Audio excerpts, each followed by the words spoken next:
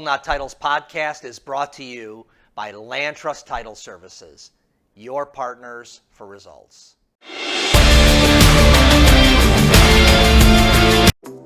That was fun, right? Yeah, that was a great time. That was cool. So you had a new baby and bought a home. Yeah. And then you quit. Yeah. Anyways, Steve has been a friend of mine for a long time. He is the man that taught me how to sell. He recruited me from being a Speedway manager. This guy started coming in every day, right? He's stopping by and he's talking to me, and I thought, is this guy hitting on me or what? You know, I know I'm good looking, but you know, this is a little strange, right? And he was nice every day. He was really nice. He was just asking me questions and finding out about me. He was getting his coffee and drinks or whatever. And eventually, he recruited me to come sell life insurance with him. And I'll never forget. I went to his office in Des Plaines, and the first day I was there was a training. They were doing some training, and then they had a couple of salespeople stand up there and talk about some great things they were doing for their clients. It was life insurance. So the people that need life insurance.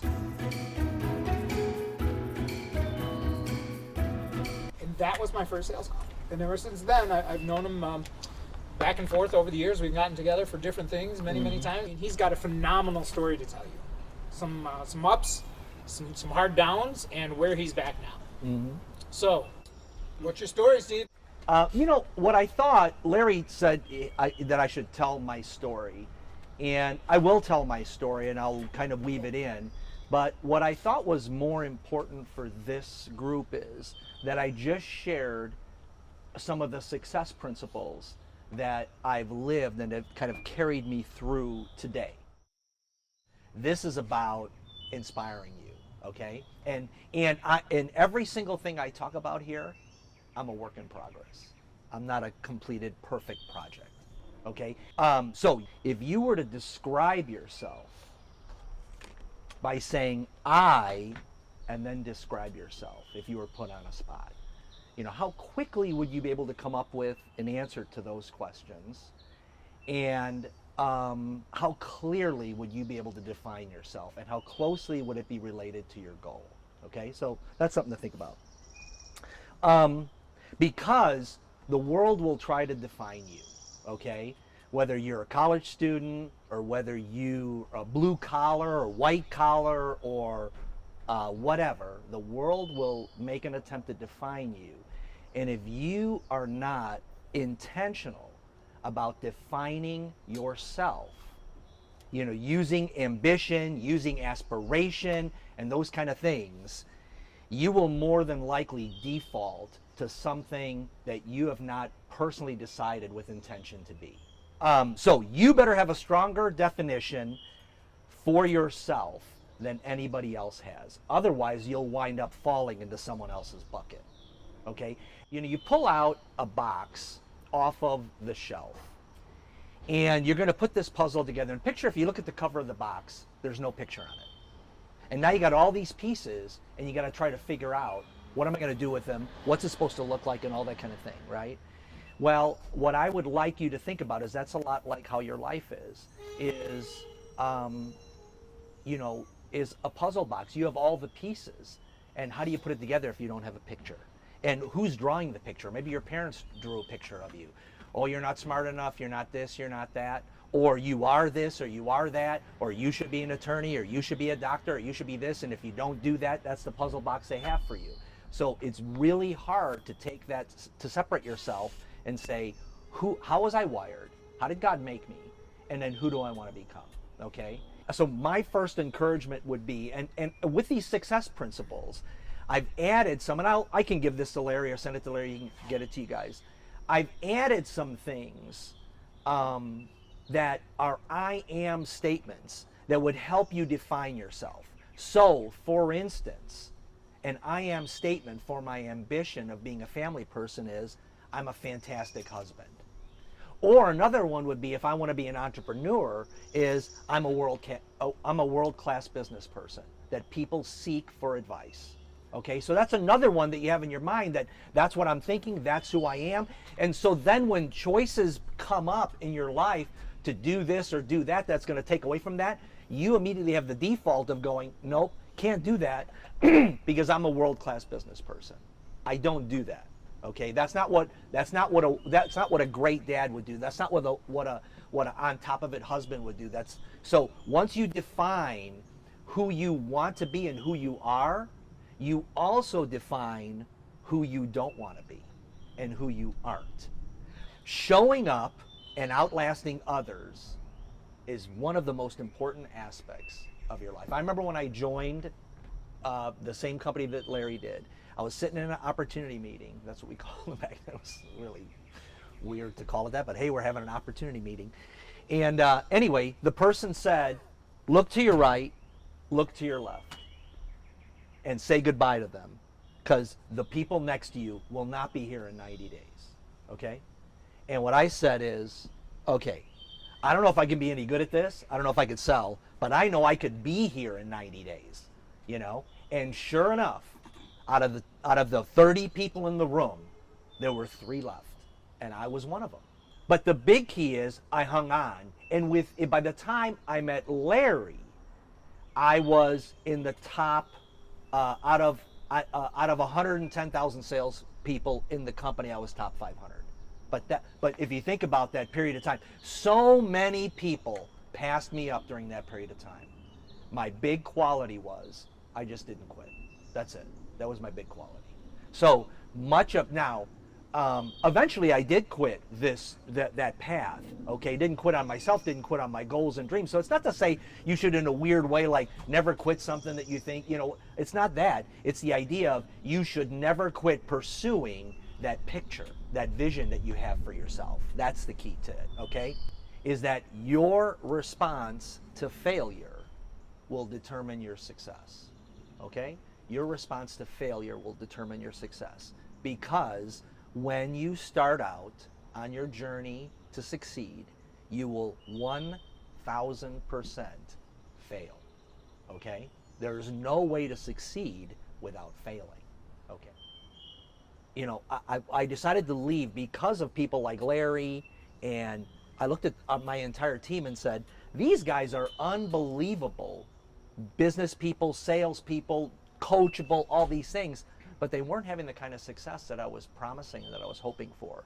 And so I got to a crisis for myself, that I knew that I was in a position where I was going to succeed, but I also knew that my people were not in a position, but the people that I brought into the business and introduced, the families that I built relationships with, they weren't going to be in a position, okay, to succeed. And I just couldn't reconcile that. And so then I started my own mortgage company. And within short order, we had a big mortgage company. We had 100 loan officers, and closing maybe 350 mortgages a month. And so it was a lot of business going on. And then, so in 2008, how old was I? I was 44. So when I was 44 years old, I was a multimillionaire, and I worked whenever I wanted to, however I wanted to. And every last thing I had was washed away. Every last thing. My home, all my properties, everything. And the beauty of it was that I had this great, wonderful family, that while everything was being swept away, the things that were important to me weren't swept away. You know, that's a story for another day, but it took me on a whole nother journey of professionalism and expertise and hustle and work. And I was thinking on the way here, I would never be the kind of business person I am had I not have gone through that. Okay? So really the value is not in the stuff you have, it's in who you become. And when you lean into that, you don't become as worried about this person getting ahead of this or this person show off that. Doesn't matter. It's who you're becoming on the journey. So I reestablished myself after that, helped another person build a company. Then I got recruited to the position that I'm in now, which is really, when I was looking at the position, it was a dream job for a person with my skills and abilities. And so I literally, since 2014, I have worked at a company where I really don't feel like I'm working a day in my life. And I've just been renewed, revitalized, and all that. And I've started businesses as a side hustle and those kind of things. But I've been able to impact so many people, and I wouldn't have done that if this calamity wouldn't have come upon me. Okay, so your responses to failures how you respond to failure is going to determine your success. And don't be so surprised when failure comes. It's still tough to swallow, it's hard to endure, but they will come. So let me talk about some of these I am statements, okay? So the one for capture a vision for your life is, I envision the life I want to have often. So when I said define yourself with the I, okay, that's a way to define yourself. I envision the life I want to have often. Here's another one in terms of outlasting. I'm showing up daily, striving for greatness. Like I said, showing up is 80% of the battle. Great. I'm showing up daily and I'm striving for greatness. That's another statement I want to have. Okay. Your response to failure. I learn from failure and get better from it. Show me your habits and I'll show you your future. I know we've heard that a lot, right? But you start building good habits into your life. Hey, thanks for listening to the People Not Titles podcast. We are brought to you by our great sponsors, Land Trust Title Services, your partners for results. You start building for yourself a great future. Okay? And so here's the I'm statement, right? I'm committed to habits that take me to my goals. Okay, positive attitude and energy is contagious and the fuel to rise you to the top. Nobody wants to be around a boring, depressed person. Okay? So I know it might be like, well, that's not how I am. That's okay. You don't have to be, a plastic fantastic. But here's my I am statement. Okay? I've never heard that before. Here's the I am statement. I'm filled with hope, enthusiasm, and positive energy. So here's another thing. There will be a time in your life, if you really want to be great, at something that you're going to have to sacrifice. Something has to give. I've never accomplished anything without giving up something. Okay? So here's the thing. Make sure that what you want to accomplish is worth it, right? So you'll never accomplish anything great without sacrifice. Okay, and so here's my I statement. I embrace sacrifice to get better. Oh, but you're giving up that, or you're missing this, or all that kind of thing. Yep, I understand that, and I'm doing it because I'm doing it to get better. That's how I operate. Your wealth is defined by the person you become, not the stuff you have, so invest in yourself. That's another thing that most successful people do is they have no problem investing in themselves. Books, coaching, seminars, whatever it is. I would spend my last dollar to go learn from someone how to make the next one. Constantly making myself more valuable. That is one thing that can't be taken away from you. You can lose money, you can lose stuff, but you can't lose your knowledge and your expertise. Okay? So every time you become more knowledgeable and you have developed expertise and another skill, you become more valuable to someone, and mostly to yourself. Here's another thing. You will constantly question yourself on your road to success. You will constantly doubt yourself. You will constantly wonder whether you're crazy or not. And you will always wonder whether you're good enough or not. Okay? That's just the way it is. Okay?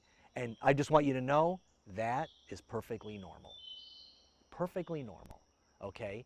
But nevertheless, that's where those vision statements come in. That's where that look to the future comes in and all that kind of thing. And, I don't know if I'm good enough or whatever it is, but I'm going that direction. Okay?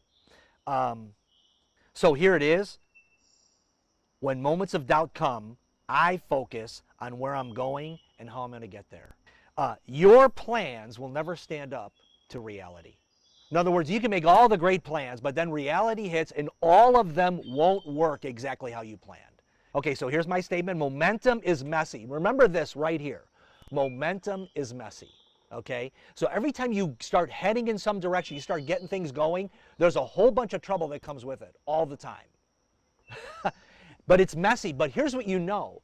If it's messy, it means you're gaining momentum.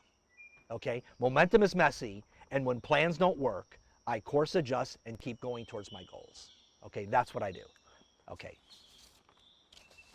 Okay, so this is it. So those are some other things. I have one other thing. So I saved the best for last, okay? So when I was, so I've been, when I was 18 in college, I was raised Catholic, and by the time I was 18, I kind of, I got to college and I was kind of like, yeah, stopped going to church, and I was just like, I think God was just a made up thing, right? Well, by the time I was 19, 20, 21, I started to develop this hunger for God, just kind of a natural, organic hunger for God. And I started to seek Him with, at church, with people, various religious activities, and all this kind of thing. And as I was seeking Him, okay, got my hands on a Bible, started reading it, and kind of, boom, just kind of lit kind of natural fire.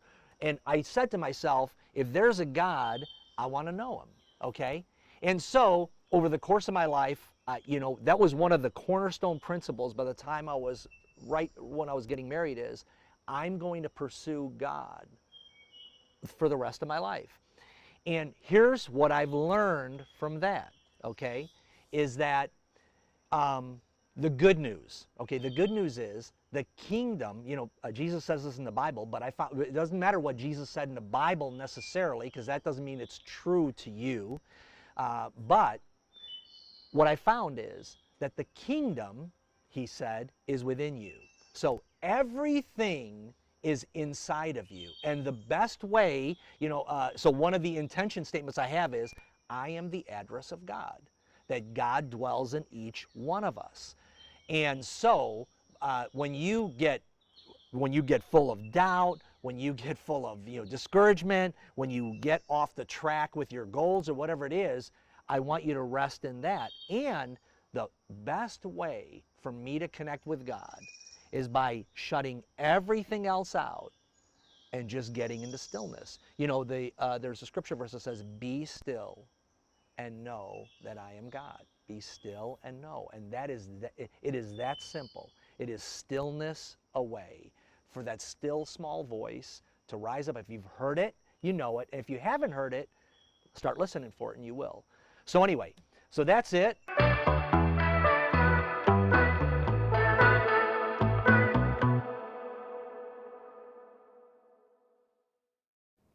Hey, thanks for listening to the People Not Titles podcast. We are proudly sponsored by Land Trust Title Services. If you enjoyed the podcast, please hit the like button, please subscribe, and we'd love it if you'd share our podcast with your friends. Thanks a lot.